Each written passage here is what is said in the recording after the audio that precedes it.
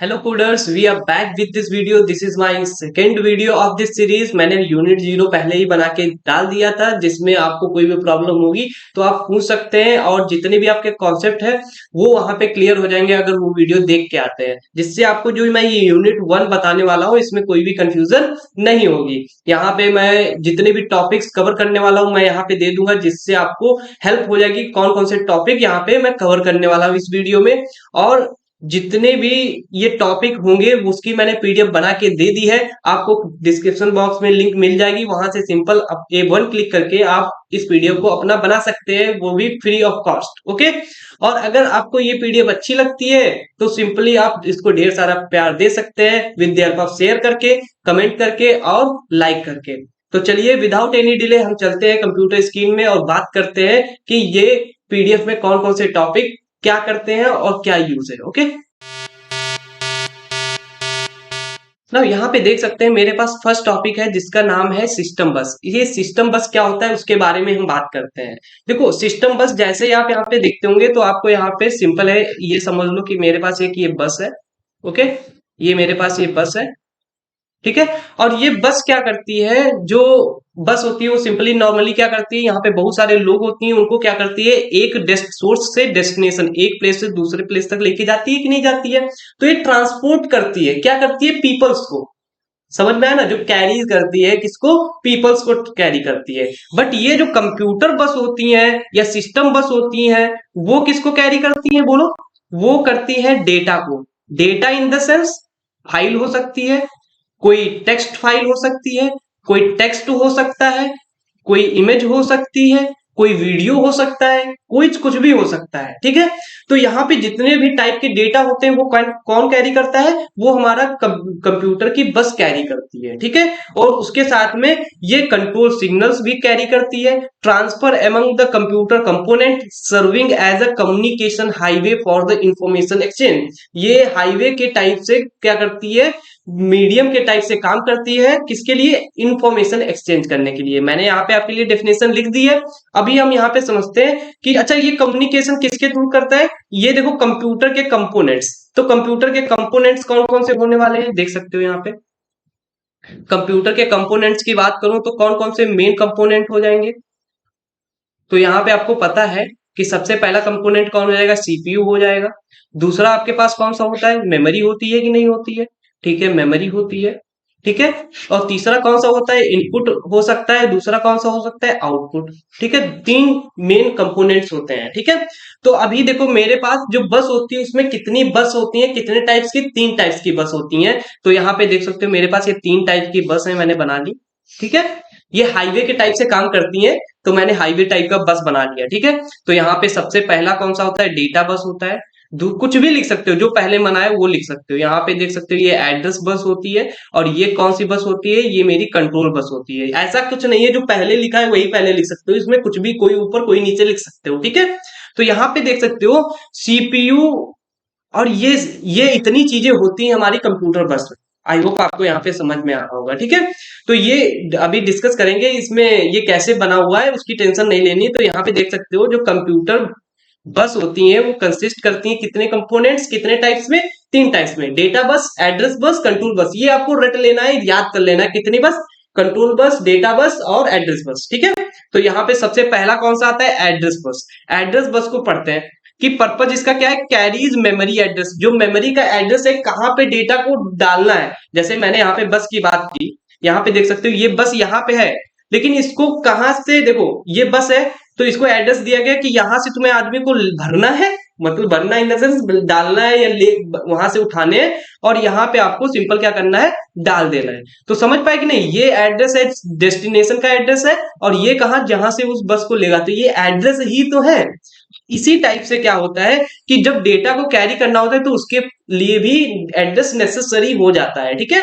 और यहाँ पे with the each signal combination representing the unique memory allocation, यहाँ पे जितने भी एड्रेस बस के एड्रेसेस होते हैं वो सभी यूनिक होते हैं, ठीक है। तो यहीं पे देख सकते हो साइज इसका कितना हो जाएगा, यहाँ पे दूसरी हेडिंग है एड्रेस बस के अंदर कि मैक्सिमम एड्रेसेबल मेमोरी कितने, 32 बिट एड्रेस होता है, कितना होता है, 32 bit address.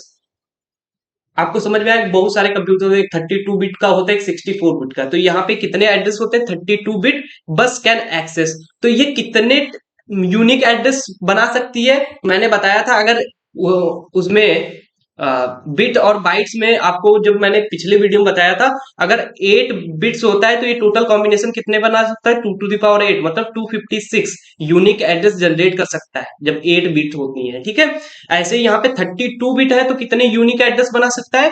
2 to the power 32। तो इसका मतलब कितना, यहाँ पे देख सकते हो 4 GB, 4 GB का यूनिक एलोकेशन कर सकता है। आई होप आपको यहाँ पे एड्रेस बस का मतलब समझ में आया होगा। यहीं पे देख सकते हो इसका डायरेक्शन क्या होता है? यूनि डायरेक्शन होता है। यूनि का मतलब होता है कि एक तरफ से, ये जो बस है इसमें सिर्फ एक ही तरफ से जो है डेटा या इंफॉर्मेशन फ्लो हो सकती है। ठीक है, और ये कैसे होती है? सीपीयू टू मेमोरी और सीपीयू टू इनपुट आउटपुट। ठीक है, तो यहाँ पे देख सकते हो, यहाँ पे देख सकते हो जो यहाँ पे सीपीयू से क्या होता है? सीपीयू से एड्रेस बस की तरफ डेटा जाता है, और एड्रेस बस से जो एड्रेस होता है वो मेमोरी को जाता है, और यहाँ पे देख सकते हो इनपुट आउटपुट की तरफ जाता है। ठीक है, ऐसे ही यहाँ पे देख सकते हो दूसरा मेरा कौन सा आता है? डेटा, सॉरी, डेटा बस आता है। डेटा बस क्या होता है? Transmits data between the CPU, memory and the peripheral devices. Peripheral devices का मतलब क्या होता है? कि जो हमारी बाहरी जैसे चीज होती है, कंप्यूटर, कंप्यूटर तो नहीं है लेकिन कीबोर्ड है, माउस है, या कोई पेन ड्राइव है, ये सभी चीजें जो होती है वो पेरिफेरल डिवाइस होती है, जो मैं एक्सटर्नल चीजें सीपीयू में लगाता हूँ। ठीक है, जो भी पोर्ट के थ्रू। तो यहाँ पे आपको समझ में आएगा पेरिफेरल क्या होता है? Carrying both instruction and processes data. जो भी प्रोसेस डेटा होता है वो हमारा इसमें डेटा बस के अंदर होता है। यहाँ पे देख सकते हो specifies the parallel and transmission capacity. इसमें कितनी कैपेसिटी होती है? साइज देख सकते हो, 8 बिट के हो सकते हैं, 16 बिट हो सकता है, 32 बिट हो सकता है, 64 बिट हो सकता है। तो इसमें कोई फिक्स नहीं है। तो यहाँ पे आपको याद रखना है 8, 16, 32, 64। आई होप आपको समझ में आएगा। यहाँ पे डायरेक्शन इसकी देख सकते हो, बाई डायरेक्शन है। बाई डायरेक्शन मतलब दोनों तरफ से डायरेक्शन होगी। और allowed transfer in both direction, कोई भी डायरेक्शन यहाँ पे अलाउ कर सकते हो। तो मतलब सीपीयू से जो डेटा है आ भी सकता है और ले भी सकता है। यहाँ पे मेमोरी से डेटा ले भी सकता है और जा भी सकता है। यहाँ पे भी दोनों काम हो सकते हैं। आपको आई होप समझ में आया होगा। ठीक है, तो जैसा हम पढ़ते जाएंगे वहां पे वो पूरा डायग्राम बन जाएगा, और ज्यादा टेंशन नहीं लेनी यार कैसे बन गया, क्या दिक्कत है, क्योंकि मुझे बहुत दिक्कत आ रही थी एड्रेस वाले में, कि क्योंकि बहुत ज्यादा जगह पे आप देखेंगे कि उसको थोड़ा सा अजीब टाइप से बनाया है। अब भी जब आप पढ़ेंगे जाके गूगल और कहीं पे तो आपको समझ में आएगा। ठीक है, यहीं पे कंट्रोल बस देख सकते हो, transmit control signal for coordinating and managing activities among connected components and emphasizing read write signals, interrupt request and clock signals. यहाँ पे जितनी भी क्लॉक सिग्नल्स हैं, रीड राइट की परमिशन देनी, पूरा कंट्रोल रखता है कि हर एक डिवाइस क्या करेगी, जैसे कंट्रोल नाम से ही पता चल रहा है। ठीक है, तो यहाँ पे देख सकते हो includes common signals like read, right, clock, interrupt, और जितनी भी चीजें होती हैं वो सिग्नल्स यहाँ पे दिए जाते हैं। ठीक है, यहाँ पे ये भी कैसे होती है? बाई डायरेक्शनल होती है। थ्रू द सम सिग्नल्स में बी यूनि डायरेक्शनल, कुछ यूनि डायरेक्शनल होते हैं, लेकिन मेजॉरिटी केस में कैसे होते हैं? सभी हमारे बाई डायरेक्शनल होते हैं। तो हम इसको 90% अगर बाई डायरेक्शनल होते हैं तो मैं सबको मान लूंगा कि यार एक दो चीजों छोड़ के सभी बाई डायरेक्शनल होते हैं, इसलिए मैं यहाँ पे सभी को बाई डायरेक्शनल बना रहा हूँ। ठीक है, कुछ डिवाइसेस होती हैं जो नहीं होती है, तो उनका नाम मुझे नहीं पता है, और सर्च कर लेना अगर आपको देखना है। तो यहाँ पे देख सकते हो ये डिवाइसेस हैं। तो ये मेरा कुछ इस टाइप से बस का फ्लो चार्ट या जो भी बनता है डायग्राम यहाँ पे मैंने बना दिया है। ठीक है, ये आपके लिए एग्जाम में बहुत ज्यादा हेल्पफुल करेगा, और ये क्वेश्चन आता है। ठीक है, ये आपको प्रिपेयर करना है। तो ये कुछ होता है हमारा सिस्टम बस। अब आगे बात करते हैं कि सिंगल बस और सिंगल शेयर्ड बस और मल्टी शेयर्ड बस में डिफरेंस क्या है और इसका मतलब क्या होता है। देख सकते हैं यहाँ पे सिंगल शेयर्ड बस है मेरे पास, जिसमें लिखा है all component CPU, memory, peripherals, और जितनी भी शेयर है सिंगल कम्युनिकेशन पाथवे। मतलब यहाँ पे जो होती है एक सिंगल बस होती है, इसी से कनेक्टेड होंगे हमारे सीपीयू भी कनेक्टेड होगा, इसी से मेमोरी भी कनेक्टेड होगी, इसी से पेरिफेरल भी कनेक्ट होगा। जितनी भी चीजें हो, जितनी भी कम्युनिकेशन होती है वो सिर्फ सिंगल बस में ही होती है। ठीक है, तो इससे एडवांटेज क्या है? सिंप्लिसिटी हो जाती है डिजाइन में। डिजाइन बहुत सिंपल है, देख सकते हो। ठीक है, और उसके साथ में इसकी कॉस्ट क्या हो जाती है? कम हो जाती है। जैसे मैं कहूं कि जैसे देखा होगा कि जो शहर होते हैं उसमें एक सड़क बनी है, तो उसपे क्या होता है? कार बहुत ज्यादा आ जाती है, तो कंजेशन हो जाता है कि नहीं, ट्रैफिक जाम होने लगता है। लेकिन रुपया कम लगा, लेकिन अगर उसी की जगह पे 4 या 5 सड़क बना दी जाए, फिर कंजेशन भी नहीं होगा, ट्रैफिक भी नहीं लगेगा, बट वहां पे कॉस्ट बढ़ जाएगी। तो ऐसे ही यहाँ पे सिंगल शेयर्ड बस और मल्टी शेयर्ड बस का मतलब है, यहाँ पे बस का मतलब ये समझ सकते हो, ये जो ट्रांसपोर्ट करती है बस वो नहीं होता है, ये होता है बस का मतलब कैरीज करना। जो सड़क होती है, हाईवे को हम बस बोलते हैं यहाँ पे, ठीक है। यहाँ पे आई होप समझ में आया होगा। तो यहाँ पे देख सकते हो पोटेंशियल ऑफ कंजेशन, यहाँ पे कंजेशन बढ़ जाता है। स्लोअर परफॉर्मेंस, जब भाई कंजेशन बढ़ जाता है, जानते हो ट्रैफिक जैसे बढ़ता है, आप क्या घर में फोन करते हैं 10 मिनट लेट होने वाला है, क्यों? परफॉर्मेंस नहीं बढ़ेगी ना, परफॉर्मेंस नहीं हो पाती है। All data must same use the path, जो डेटा होता है वो पाथवे एक ही यूज कर रहा होता है, इसीलिए थोड़ा टाइम परफॉर्मेंस में लग जाता है, ठीक है। यहीं पे मल्टी शेयर्ड, जो मल्टीपल शेयर्ड बस होती हैं, उसको आपको समझने में कोई दिक्कत नहीं होगी। देख सकते हो different component use separate communication, जितने भी different different communication sorry component होते हैं, वो अपना अलग अलग कम्युनिकेशन पाथवे यूज करते हैं, जिससे पाथवे का मतलब होता है बस। आई होप समझ में आया होगा, ठीक है।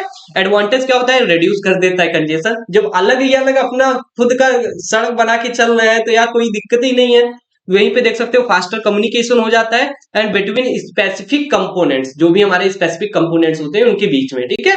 यहाँ पे देख सकते हो increase complexity in design, complexity तो बढ़ ही जाएगी। अभी एक ही शहर से 10 सड़क निकाल दोगे तो कॉम्प्लेक्सिटी बढ़ जाएगी, कहीं इनका घर तोड़ रहे हैं सड़क निकालने के लिए, कहीं वो कर रहे हैं, कॉम्प्लेक्सिटी बढ़ जाएगी। और उसके साथ में हाइयर कॉस्ट, कॉस्ट भी बढ़ेगी, इसीलिए तो नहीं बनाते हैं ना। नहीं तो बनाने को क्या, अगर फायदा हो रहा है तो बना भी सकते हैं, शहर में नहीं बनाते। क्यों नहीं बनाते? क्योंकि वहां पे थोड़ा सा ज्यादा हो जाएगा कॉस्ट, तो कॉस्ट को देखने के लिए नहीं सरकार बनाती है, गवर्नमेंट, ओके। तो यहाँ पे आई होप मल्टी शेयर्ड और सिंगल शेयर्ड समझ में आया होगा। तो हम बात करते हैं जो सबसे इंपॉर्टेंट है, उसका नाम है बस आर्बिट्रेशन, जो कि बहुत ज्यादा इंपॉर्टेंट है। मुझे बहुत ज्यादा कंफ्यूजन हुई थी, इसलिए मेरे लिए बहुत इंपॉर्टेंट है। यहाँ पे देख सकते हो बस आर्बिट्रेशन क्या होता है। It is a mechanism, mechanism का मतलब जैसे आपको समझ में आया तो कुछ प्रोसेस करने, कुछ वर्किंग करनी है, ठीक है। तो which decides the selection of current master to the access bus, access bus करने के लिए ये सिलेक्शन करता है करंट मास्टर का। तो करंट मास्टर क्या होता है? करंट मास्टर का मतलब टीचर नहीं है, यहाँ पे मास्टर का मतलब है डिवाइस। कौन सी डिवाइस को ये सेलेक्ट करेगा उसको हम बोलेंगे मास्टर। जैसे यहाँ पे मास्टर का मतलब क्या हो सकता है, यहाँ पे मैं अभी दिखा देता हूं, वेट अ मिनट। जैसे मास्टर का यहाँ पे मतलब है कोई मेमोरी हो सकती है, ठीक है। कोई लाइक कोई भी इनपुट आउटपुट डिवाइसेस, यहाँ पे input IO device, sorry memory नहीं होगी, एक इनपुट आउटपुट डिवाइसेस हो सकती हैं, लाइक जैसे प्रिंटर हो सकता है, स्कैनर हो सकता है, कीबोर्ड हो सकता है, माउस हो सकता है। तो ये सभी चीजें जो है वो हमारी क्या होती हैं? मास्टर्स होती हैं, ठीक है। यहाँ पे देख सकते हो मल्टीपल मास्टर्स और स्लैब यूनिट्स जो होती हैं, स्लैब यूनिट्स मास्टर दोनों चीजें बोल सकते हो, connected to a shared bus and may currently request access to the bus. जो हमारी सिंगल शेयर्ड या मल्टी शेयर्ड होती है, वहां पे बहुत सारी डिवाइसेस कनेक्टेड होती हैं, जिससे क्या होता है डेटा हमारा फ्लो करता है। बट वहां पे क्या होता है, यहाँ पे देख सकते हो जो शेयर करते हैं तो वहां पे सभी को नहीं, एक टाइम पे सिर्फ एक ही को निकलने की परमिशन होती है। जैसे मतलब यहाँ पे सिर्फ और सिर्फ एक ही को हम डेटा देंगे, लेकिन वो उसको कौन देगा? तो वो कौन सेलेक्ट करता है? बस आर्बिट्रेशन देता है, किसके डेटा कम्युनिकेट करना है वो कौन बताता है? बस आर्बिट्रेशन। यहाँ पे बस इतना समझना है, ठीक है। In such situation bus access is given to master having highest priority. अभी पता होगा जैसे जो भाई ज्यादा पैसा वाला होता है, जो भी जिसके पास अच्छी स्किल्स होती है उसको प्रायोरिटी ज्यादा दी जाती है ना। तो ऐसे ही यहाँ पे जो हाईएस्ट प्रायोरिटी के होगा, जो इंपॉर्टेंट काम करने जा रहा होगा, तो उसको पहले काम मिलेगा या जो उसको पहले एक्सेस मिलेगा काम करने का, ठीक है। यहाँ पे देख सकते हो 3 डिफरेंट मैकेनिज्म यूज की जाती है, जिसमें सबसे पहला मैकेनिज्म है डेजी चैनिंग मेथड। तो डेजी चैनिंग मेथड क्या होता है? आई होप आपको यहाँ पे समझ में आएगा। मैं यहाँ पे बात करने वाला हूँ डेजी चैनिंग मेथड की। देखो all masters make use the same line for the bus request. जो हमारे यहाँ पे जितने भी मास्टर्स होते हैं वो सेम लाइन की बस रिक्वेस्ट यूज करते हैं, जिसमें क्या करते हैं? बस ग्रांट सिग्नल सीरियली प्रोपोगेट करता है। कैसे प्रोपोगेट करता है? सीरियली प्रोपोगेट करता है। इसका मतलब क्या है? जैसे सपोज हमारे पास डिवाइस 1 है ये, और डिवाइस 2 है ये, डिवाइस 3 है ये, तो यहाँ पे प्रोपेगेट कैसे सिग्नल करेगा, कुछ इस टाइप से, ये सीरियली करेगा, ठीक है। और यहाँ पे मेरे पास कंट्रोलर होता है, ये क्या होता है, कंट्रोलर होता है। यहाँ पे मेरे पास तीन चीजें होंगी, तीन तीन लाइंस होंगी। यहाँ पे एक होगी रिक्वेस्ट लाइन, जिससे ये रिक्वेस्ट करेगा, और दूसरी होती है मेरे पास यहाँ पे कौन सी लाइन, यहाँ पे होती है मेरे पास बिजी लाइन, ठीक है। यहाँ पे बिजी लाइन होती है। तो ये क्या करेगा, D1 रिक्वेस्ट किया, D2 रिक्वेस्ट किया, D3 रिक्वेस्ट किया, तो सबसे पहले किसको रिक्वेस्ट मिलेगी, सबसे पहले देखो ये क्या करेगा, इसको ग्रांट करेगा। अगर ये इसने रिक्वेस्ट नहीं किया है तो किसको रिक्वेस्ट किसकी ग्रांट करेगा, रिक्वेस्ट इसको करेगा। इसको ये अगर नहीं किया होगा तो किसको करेगा, ये करेगा, क्योंकि हाईएस्ट प्रायोरिटी इसकी है ना। तो कुछ इस टाइप से काम करता है। तो यहाँ पे देख सकते हो, अगर इसको मान लिया जो D1 है, इसको इसने क्या कर दिया, एक्सेस दे दिया, ये जितना भी काम करना था उस बस से वो काम कर रहा है, डेटा को जितना भी ट्रांसफर करना है वो कर रहा है, बस का मतलब भी पता है डेटा को ट्रांसफर करना। तो यहाँ पे ये कर रहा होगा, तो ये क्या करेगा, यहाँ पे सिग्नल भेज देगा कि जो D1 है वो बिजी चल रहा है, जितना भी काम करना है अभी तुम थोड़ी देर के लिए रुक जाओ, D2 और D3, ठीक है। तो यहाँ पे कुछ इस टाइप से काम करता है। यहाँ पे चलो मैं पढ़ लेता हूँ। This master blocks the propagation of the bus grant and signal activates the busy line और can gain control of that bus. जो भी उस जो बस होती है जिसने एक्सेस मांगा था उसको क्या करता है, कंट्रोल दे देता है, और उसके साथ में वो बिजी लाइन पे सिग्नल सेंड कर देती है कि भाई अभी मैं बिजी चल रही हूँ, अभी मुझे मैं कुछ जो है ये कंट्रोल बस का नहीं दे सकता हूँ, ठीक है। यहीं पे देख सकते हो, therefore any requesting module will not receive grant signal hence cannot get the bus access। जब तक वो एक्सेस को हटाता नहीं है तब तक कोई दूसरी बस एक्सेस नहीं कर सकती है। तो during any bus cycle the master bus master be any device processor DMA controller connected to the bus. यहाँ पे डीएमए भी हो सकता है, कोई भी डिवाइस हो सकती है, वो सभी क्या होते हैं, मास्टर या स्लैब यूनिट बोल सकते हो, जो कि मैंने पहले बताया था, ठीक है। यहाँ पे मैंने आपके लिए अच्छे से लिख दिया है, देख सकते हो। ये मेरे पास यहाँ पे कंट्रोलर है, और इस कंट्रोलर से मेरे पास दो लाइन होती है, एक बस रिक्वेस्ट की, एक बिजी बस की। यहाँ पे देख सकते हो जो मास्टर से, मास्टर को हम डिवाइस बोल सकते हैं, ठीक है, कंफ्यूज नहीं होना। यहाँ पे एक मास्टर दूसरे मास्टर से कनेक्टेड होता है with the help of serial, यहाँ पे इसको बोलते हैं बस ग्रांट, ठीक है। तो ये कुछ इस हिसाब से यहाँ पे कनेक्टेड होते हैं, और आई होप आपको ये समझ में आया होगा कैसे बनता है। यहाँ पे आप एक दो बार बनाएंगे तो आपको समझ में आ जाएगा। ना यहाँ पे देख सकते हो मेरे पास अभी डेजी चैनिंग के एडवांटेज और डिसएडवांटेज रह गए थे, उसकी बात कर लेता हूँ। तो यहाँ पे देख सकते हो ये क्या होते हैं, सिंपल होते हैं, चीप मेथड होता है, क्योंकि यहाँ पे ग्रैंड सिग्नल को अलग अलग से नहीं देना पड़ता है। यहाँ पे क्या करता है, requires least number of lines and this is the independent of the number of masters. चाहे जितने मास्टर्स हो उससे लाइंस को मैटर नहीं करता है, ठीक है।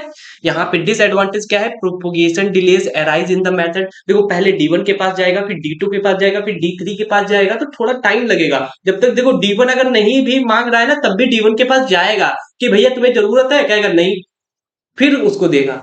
कुछ समझ में आया, जैसे यहाँ पे होता है, देखा होगा गांव में जो भी कुछ भी एक योजना आती है, कोई भी चीज मिलती है, तो पहले बड़े को पूछा जाता है, फिर छोटे को, भले छोटे को जरूरत है लेकिन बड़े को पहले पूछा जाएगा ना।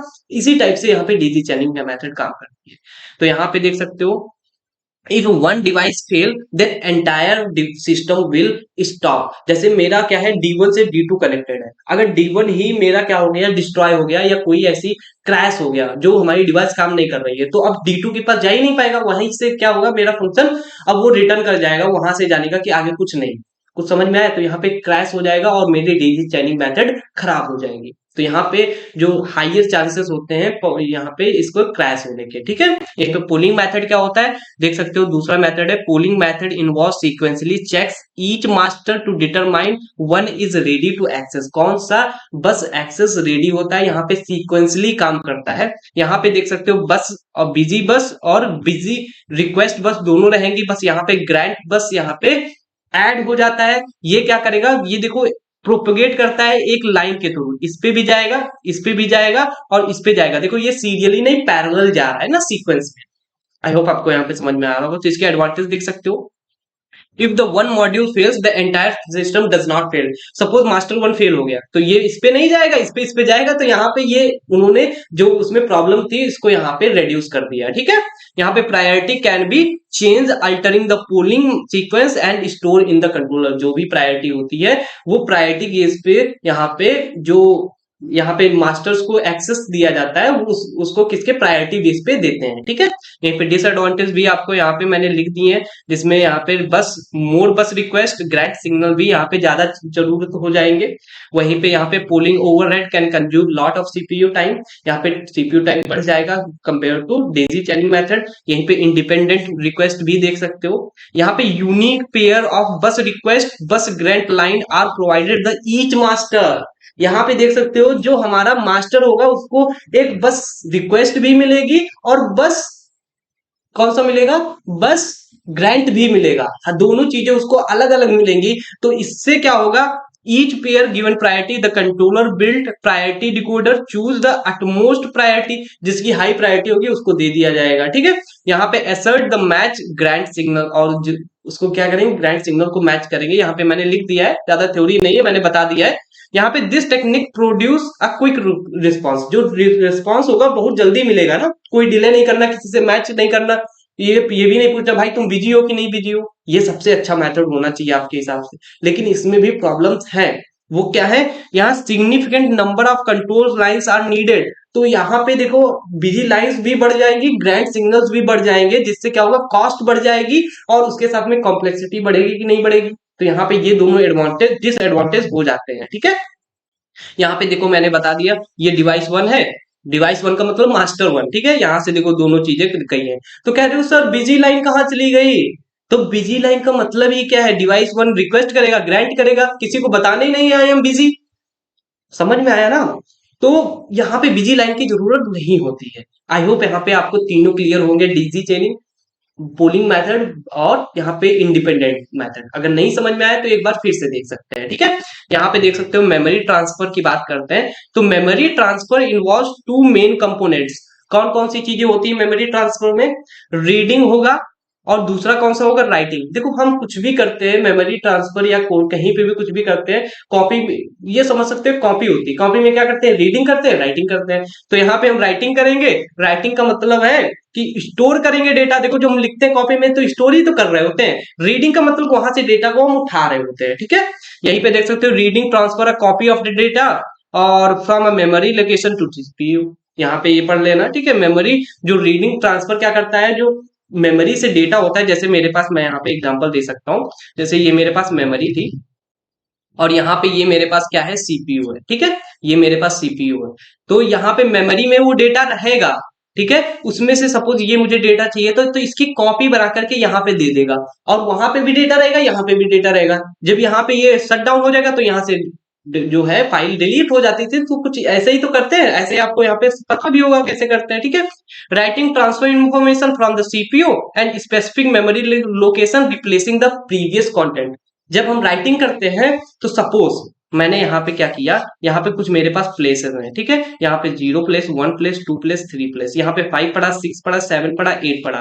सपोज आप कहते हैं कि मुझे 9 डालना है कहाँ पे, टूथ वाली प्लेस पे, तो यहाँ पे 7 को क्या करेगा, ओवरराइट कर देगा। ओवरराइट का मतलब जो पड़ा है उसको हटा देगा और खुद डल जाएगा। तो यहाँ पे क्या आ जाएगा, 9 आ जाएगा। समझ में आया। तो ये होता है ओवरराइट मेथड। तो राइटिंग कुछ इस टाइप से परफॉर्म की जाती है, ठीक है। और यहाँ पे टू इंपॉर्टेंट रजिस्टर्स हम यहाँ पे यूज करते हैं। तो कौन कौन से, एक होता है एड्रेस रजिस्टर, दूसरा होता है डेटा रजिस्टर। तो एड्रेस रजिस्टर को मैंने पहले वाली वीडियो में पढ़ाया है, एआर कहते हैं, और डेटा रजिस्टर को हम डीआर कहते हैं। यहाँ पे देख सकते हो एड्रेस रजिस्टर क्या करता है, होल्ड करता है मेमोरी लोकेशन को, और वहीं पे फ्रॉम डेटा, कौन से डेटा को रीड करना है, कौन से डेटा को राइट करना है, उसका एड्रेस किसके पास होगा, एड्रेस रजिस्टर के पास होगा। I hope you getting my point. Okay, यहीं पे डेटा रजिस्टर क्या होता है, डेटा रजिस्टर टेम्पररी स्टोर करता है डेटा कहां से, जो अभी यहाँ पे बताया था, जो मेमोरी होती है वो डेटा कहां पे आ जाता है, सीपीयू। सीपीयू का मतलब कहां पे, डेटा रजिस्टर में, ठीक है। तो यहाँ पे आपको समझ में आएगा कि डेटा रजिस्टर क्या होता है। यहीं पे देख सकते हो रीड ऑपरेशन परफॉर्म कर सकता है। जो हमारा मेमोरी ट्रांसफर है वो कौन कौन से ऑपरेशन परफॉर्म कर सकता है, दो, कौन कौन से, रीड ऑपरेशन और दूसरा कौन सा है, राइट ऑपरेशन। तो रीड में क्या होगा, अच्छा सोचो तो, ये मेमोरी से देखो एड्रेस रजिस्टर पे एड्रेस था, सोचो तो मैंने कहा कि यार भाई ये है मेरा गांव और वहां पे इस एड्रेस पे जाओ, यहां से जो डेटा मिले ना ये इनको, ये दूसरा बंदा मान लिया ये राहुल नाम का बंदा है, उस राहुल को दे देना, कुछ ऐसे ही कर रहा है ना। तो ये जा रहा है मेमोरी में, मेमोरी में एड्रेस उठा करके ये डेटा रजिस्टर में डाल दे रहा है। तो डेटा रजिस्टर का मतलब है मेमोरी, और वो मेमोरी कहां पे होती है, रजिस्टर सीपीयू में।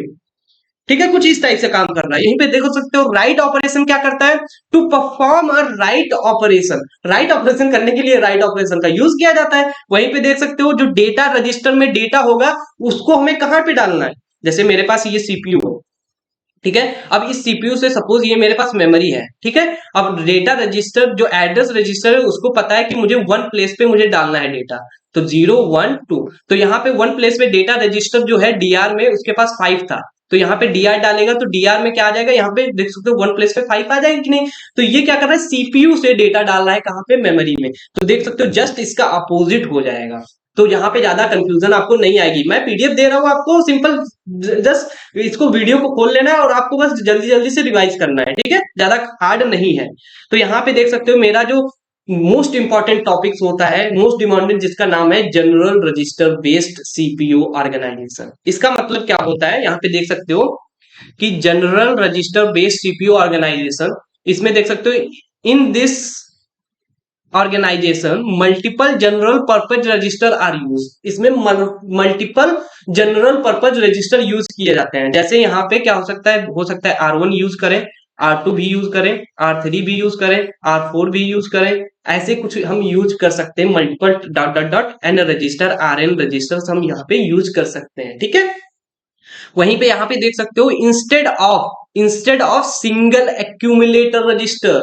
अब ये क्या है, सिंगल एक्यूमुलेटर रजिस्टर क्या है, अभी देखो मैं जब पढ़ रहा था तो कोई बता ही नहीं रहा था सिंगल एक्यूमुलेटर रजिस्टर क्या होता है, वो बता देता है इसके बजाय यूज करते हैं, मुझे सिंगल एक्यूमुलेटर रजिस्टर पता ही नहीं है तो मैं कंपेयर कैसे करूंगा। तो मैं तुमको बताता हूँ कि सिंगल एक्यूमुलेटर क्या होता है। देखो सिंगल एक्यूमुलेटर क्या होता है ये भी मैं पहले वीडियो में बताया कि एक्यूमुलेटर जैसे हमारा डेटा रजिस्टर एड्रेस रजिस्टर होता है सीपीयू के पास, ऐसे ही उसके पास क्या होता है, ये हमारा अर्थमेटिक एएलयू के पास क्या होता है, एक्यूमुलेटर होता है। वो एक्यूमुलेटर में हम क्या कर सकते हैं, डेटा को ऐड डिलीट कुछ भी कर सकते हैं। जैसे हमारे पास यहाँ पे है R1 इक्वल्स टू लिखा है R2 मल्टीप्लाई R3, ठीक है, कुछ इस टाइप से यहाँ पे करना है, ठीक है।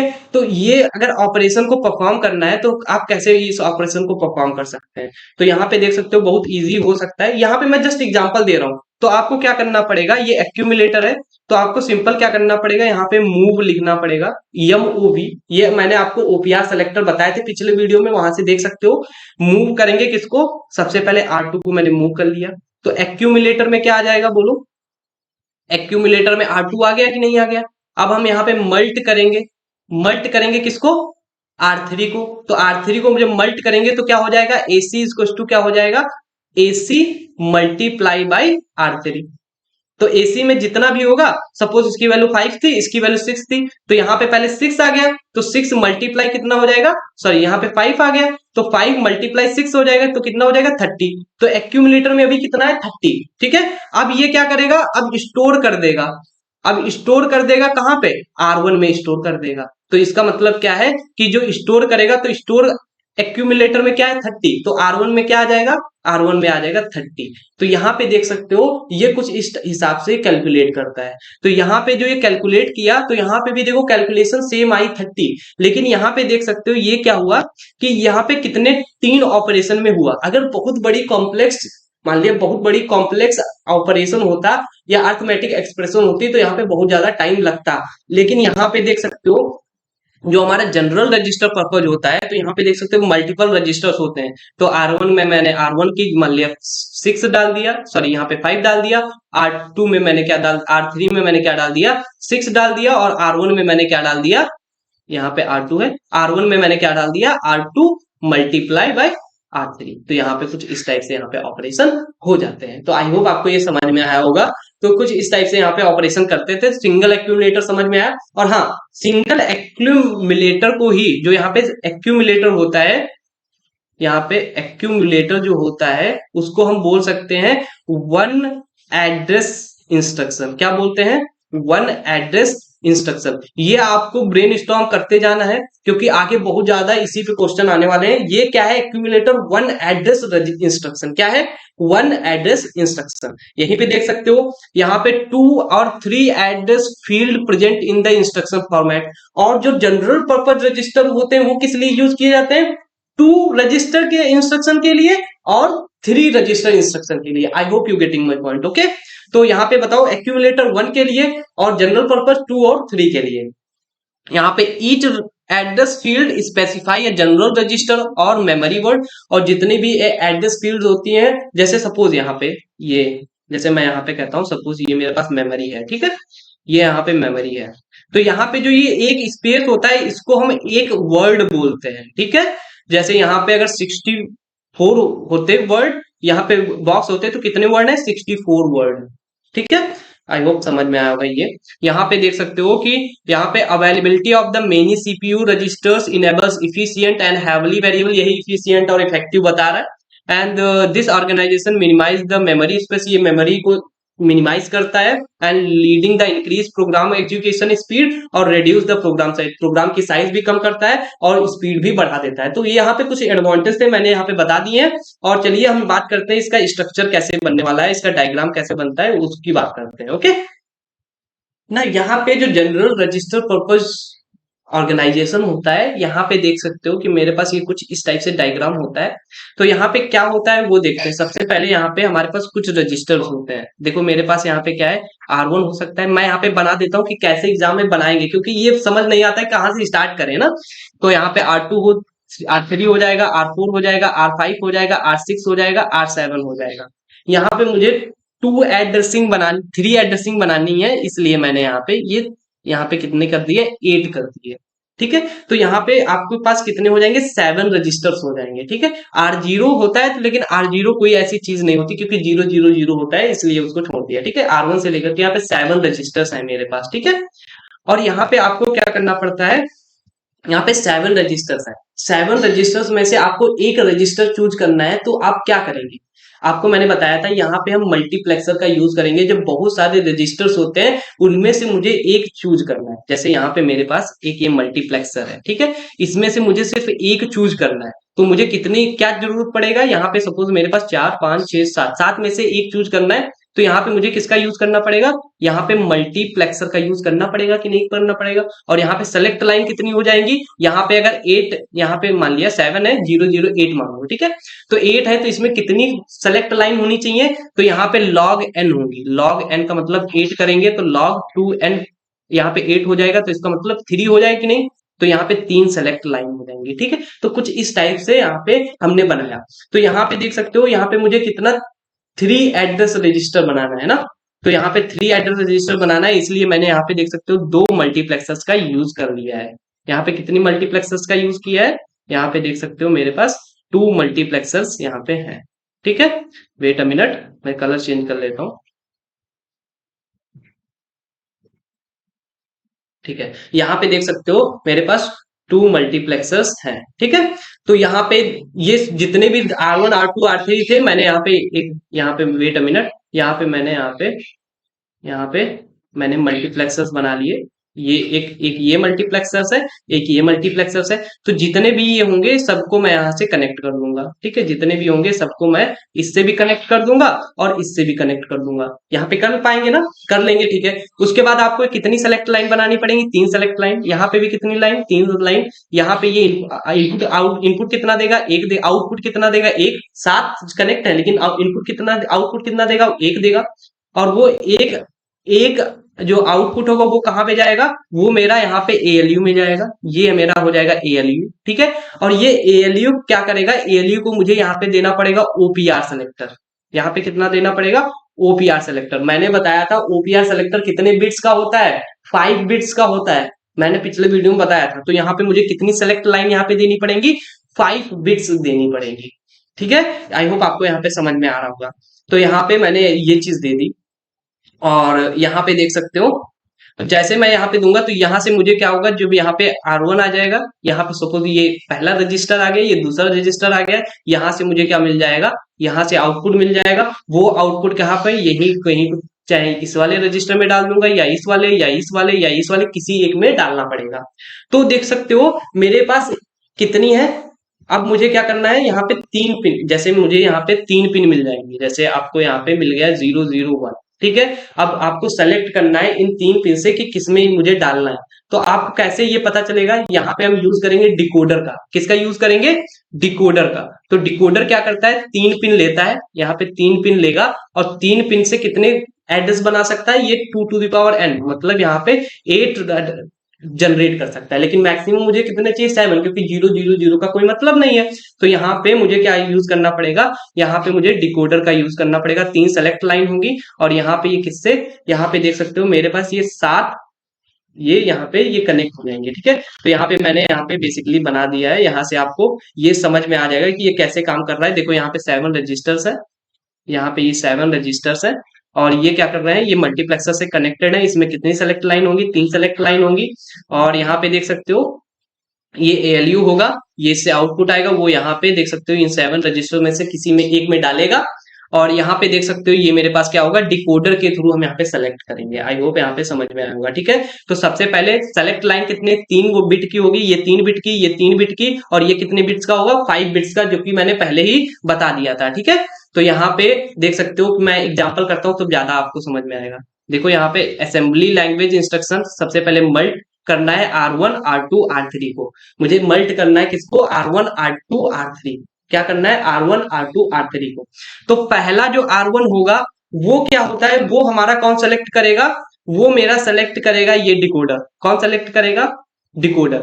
R2 कौन, देखो पहले वाले को छोड़ देना है आपको, यहाँ पे R2 से लेना है। तो R2 कौन सेलेक्ट करेगा, ये वाला सेलेक्ट A। ये यहाँ पे ध्यान देना, जैसे अगर कहीं पे भी ऐसे लिखा है, यहाँ पे लिखा है मल्ट, ठीक है, लिखा है R1, ये देखो बहुत इंपॉर्टेंट है, थोड़ा सा कंफ्यूज हो सकते हो, लेकिन ये बहुत ज्यादा सेकेंड यूनिट थर्ड यूनिट में काम आने वाली है। तो यहाँ पे समझ लेंगे तो आगे नहीं दिक्कत होगी, ठीक है। R1 होगा, यहाँ पे R2 होगा और R3। अगर 3 चीजें लिखी हैं तो ये A कहेंगे, इसको B कहेंगे और इसको D कहेंगे, ठीक है। तो A को सेलेक्ट करना है, तो सेलेक्ट A, देखो R2 है, तो यहाँ पे मैं आपको बाइनरी लिख दूं, 000 001 010 011 0, सॉरी यहाँ पे 100 101 110 111। तो यहाँ पे इसको हम 0 कहते हैं, इसको 1, इसको 2, इसको 3, इसको 4, इसको 5, इसको 6, इसको 7, ठीक है। तो कुछ इस टाइप से बाइनरी होती है। तो यहाँ पे मेरा R2 है, तो R2 के लिए क्या होगा, कौन सी चीज सेलेक्ट करेंगे, कितने 010 होगा। तो यहाँ पे देख सकते हो मेरे पास यहाँ पे क्या होगा, मल्टीप्लेक्सर की जो सेलेक्ट लाइन होगी, यहाँ पे क्या होगा 0, वेट अ मिनट, यहाँ पे क्या होगा 010 होगा, ठीक है। ऐसे यहाँ पे मुझे किसको सेलेक्ट करना है, R3 को। तो R3 के लिए क्या होगा, 011 होगा, ठीक है। कुछ इस टाइप से यहाँ पे सेलेक्ट करेंगे। जब यहाँ पे ये सेलेक्ट हो जाएगा तो अब यह क्या हुआ, यहाँ पे R2 सेलेक्ट हो गया, यहाँ पे R3 सेलेक्ट हो गया, ये कहाँ पे आ गया, R2 यहाँ पे आ गया, R3 यहाँ पे आ गया। अब मुझे OPR सेलेक्ट करना है, तो मल्ट का भी मैंने OPR वहां पे बताया था। आई होप आपको यहाँ पे समझ में आया होगा, नहीं आया तो फिर से जाकर देख सकते हो कि मल्ट का OPR कितने 5 बिट्स का होगा, यहाँ पे वो मुझे मिल जाएगा, ठीक है। यहाँ पे वो OPR मिल जाएगा, जिससे क्या होगा, मल्टीप्लीकेशन हो जाएगी। मल्टीप्लीकेशन होने के बाद में जो रिजल्ट आएगा और उसको कहाँ पे स्टोर करना है, उसको मुझे यहाँ पे देख सकते हो, यहाँ पे ये डी वाले में स्टोर करना है। तो ये डी में कैसे सेलेक्ट होगा, तो कंट्रोल डी है, तो यहाँ पे डी कौन होता है, ये R1, देखो यहाँ पे मैंने बताया है, ठीक है। R1 को हम, ये जो पहला होता है उसको डी बोलते हैं। तो डी को कौन सेलेक्ट करेगा, ये डी वाला। तो यहाँ पे डी R1 है ना, तो 001, तो इसकी कितनी सेलेक्ट लाइन होगी, 001, इसकी सेलेक्ट लाइन 001 होगी, ठीक है। और उसके बाद क्या करेगा, ये जो रिजल्ट आएगा वो R1 में स्टोर हो जाएगा। कुछ इस टाइप से यहाँ पे काम करता है जनरल पर्पज रजिस्टर। देख सकते हो यहाँ पे मल्ट जो है वो नेमोनिक फॉर मल्टीप्लीकेशन, यहाँ पे R1 R2 3 ये रजिस्टर्स होते हैं, यहीं पे R1 मल्टीप्लाई कर लेगा किसको, R2 और R3 को, indicate that result store in the R1, जो कि मैंने बताया था R1 में स्टोर हो जाएगा। Support efficient data manipulation, reduce the need of the frequently memory access यहाँ पे common in modern processor, specially reduce instruction जो आरआईएससी प्रोसेसर होता है वहां पे यूज करते हैं। तो यही सब एडवांटेज थे जो कि मैंने यहाँ पे जनरल पर्पज रजिस्टर के बता दिए हैं। तो आई होप ये आपको समझ में आया होगा जनरल पर्पज रजिस्टर ऑर्गेनाइजेशन। और उसके बाद में चलिए हम बात करते हैं कि रजिस्टर स्टैक क्या होता है और मेमोरी स्टैक क्या होता है। ठीक है ना, यहाँ पे देख सकते हैं मेरे पास रजिस्टर स्टैक है। ये क्या करता है, ये ordered set of elements with the variable length, ये वेरिएबल लेंथ पे काम करता है। देखो स्टैक का मतलब मैं डेटा स्ट्रक्चर में बता चुका हूँ। स्टैक क्या करता है, अपने जैसे यहाँ पे स्टैक कुछ इस टाइप से होता है, ये क्या करता है पुश और पॉप पे काम करता है। 8 स्टोर कर लिया सपोज, फिर 5 स्टोर होगा, फिर 7 स्टोर होगा, उसके ऊपर ही होगा। अगर डिलीट करना है तो सबसे पहले यही डिलीट होगा। तो कुछ इस टाइप से हम यहाँ पे काम करते थे। ठीक है, यहीं पे देख सकते हो accessible one element at the top from top at the time from the top, also known as a push down, इसको पुश डाउन भी बोल सकते हो। ये किस पे काम करता है, लीफो पे काम करता है। यहीं पे देख सकते हो कि मैंने यहाँ पे बना दिया है, ये देख सकते हो ये मेरे पास लीफो होता है। तो ये कितने इसमें, ये कितने बिट्स का होता है, ये 8 बिट्स का होता है। कितने बिट्स का होता है यहाँ पे, ये यहाँ पे 8 बिट्स का होता है। वेट अ मिनट, सॉरी, ये कितने बिट्स का होता है, यहाँ पे 6 बिट का होता है। तो इसीलिए ये क्या हुआ, 2 टू द पावर जब हम 6 करेंगे तो कितना हो जाएगा 64 हुआ, लेकिन 0 से स्टार्ट होगा तो इसकी इंडेक्सिंग 63 तक जाएगी। यहाँ पे देख सकते हो फ्लैग हमारे पास एक फुल होता है एक एम्प्टी। तो स्टैक जब मैंने बताया था तो क्या था कि एक फुल देखते हैं कि स्टैक फुल हुआ कि नहीं, एक दूसरे देखते हैं कि एम्प्टी हुआ कि नहीं हुआ। ठीक है, तो यहाँ पे स्टैक पॉइंटर यहाँ पे ये कितने बिट्स का होगा, 6 बिट्स का होगा। ठीक है, यहाँ पे जो भी डेटा है वो पॉइंटर वहां पे बढ़ता ऊपर चला जाता है। तो यहाँ पे देख सकते हो मैंने यहाँ पे लिख दिया है contains the 6 bit representing address top from top. यहाँ पे 00 से लेकर के यहाँ पे इतने बिट्स तक जाएगा। यहाँ पे देख सकते हो फुल रजिस्टर होता है जो कि 1 बिट रजिस्टर होता है। यहीं पे एम्प्टी रजिस्टर होता है, वो भी कितने 1 बिट का होगा, या तो स्टोर करेगा 0 या 1। 0 का मतलब फुल नहीं है, 1 का मतलब फुल है, 0 का मतलब फुल एम्प्टी नहीं है, एम्प्टी नहीं है, और 1 का मतलब एम्प्टी है। तो यहीं पे देख सकते हो यहाँ पे मैंने लिख दिया डेटा रजिस्टर क्या होता है, कहाँ पे डेटा को रीड करना है या राइट करना है। ठीक है, तो यहाँ पे ये इतनी चीजें होती हैं। तो इसकी अगर वर्किंग की बात करें तो वर्किंग क्या होता है, देख सकते हो पुश है, यहाँ पे पुश ऑपरेशन परफॉर्म करेंगे जो कि मैंने स्टैक में बताया था। तो यहाँ पे देख सकते हो क्या होता है, अगर इफ फुल इक्वल टू 0, इसका मतलब जब फुल 0 हो जाएगा तो यहाँ पे क्या करेंगे, स्टैक पॉइंटर को बढ़ा देंगे। फुल इक्वल टू 0 का मतलब है कि फुल नहीं हुआ स्टैक, तभी तो मैं उसमें डाल सकता हूं। जैसे मेरा यहाँ पे स्टैक है, ठीक है, ये मेरे पास स्टैक है, तो यहाँ पे 5 6 पड़ा है, तो ये फुल नहीं है ना, तो फुल इक्वल टू 0। तो मैं क्या कर सकता हूँ, मेरा एसपी यहाँ पे था तो एसपी अब कहाँ पे आ जाएगा, यहाँ पे आ जाएगा। और यहाँ पे सपोज मुझे 7 डालना था, डाल दिया। और ये कैसे डालेगा, देखो ये मेमोरी है, ये मेमोरी है ना, तो मेमोरी में मैं क्या करूंगा, एसपी मतलब जो स्टैक पॉइंटर का डेटा होगा एसपी है कि मैं यहाँ पे डाल करके यहाँ पे डीआर जो डेटा मुझे डालना है वो डाल दिया। ठीक है, तो यहाँ पे right item data from the top of the stack. और अगर इफ एसपी इक्वल टू 0 मतलब ये क्या होता है, रोटेशन में काम करता है, ये 0 पे काम कर रहा है, ये कहाँ पे आया 63 पे, तो धीरे धीरे यहाँ पे एसपी था, एसपी को इतना बढ़ाए तो एसपी कितना हो गया, एसपी की वैल्यू हो जाएगी 63 से कितनी हो जाएगी, डायरेक्ट फिर से कितनी हो जाएगी 0। ये कैसा होता है, सर्कुलर स्टैक होता है। कैसा होता है, सर्कुलर स्टैक। अगर 63 पे क्या हुआ कि अगर नहीं खाली है तो यहाँ पे 0 पे आ जाएगा। 0 का मतलब है कि ये यार जो एसपी की वैल्यू 0 पे है तो मतलब स्टैक फुल हो चुका है। तो जैसे ही एसपी की वैल्यू 0 होगी तो हम क्या कर देंगे, स्टैक को फुल कर देंगे, तो मतलब फुल इक्वल टू 1। और वैसे ही हम एम्प्टी इक्वल टू 0 लिख देंगे, तो एम्प्टी इक्वल टू 0 का मतलब है स्टैक एम्प्टी नहीं है।